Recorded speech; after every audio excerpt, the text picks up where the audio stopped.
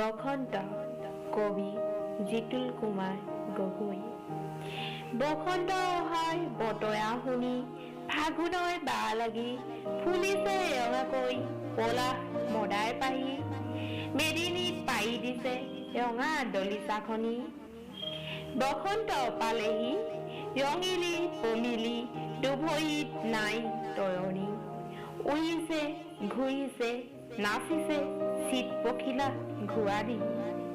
বসন্তই মাগিলে বিদায় গ্ৰীষ্ম প্ৰখৰৰে চৌদিশ দহিলে। বৰ্ষাৰ মেঘেও উন্দোলাই আনিলে দুপাল পিতা বৰষুণ জাক। তথাপি বসন্ত তই নহাকৈ নাথাকিবি, দুমোজাত নেপেলাবি হেঁপাহৰ বুকু। ফহিয়াই ফহিয়াই বায়ে বায়ে যুগে যুগে শীত আৰু গ্ৰীষ্মই মাজে মাজে আহি থাকিবি দেই বসন্ত।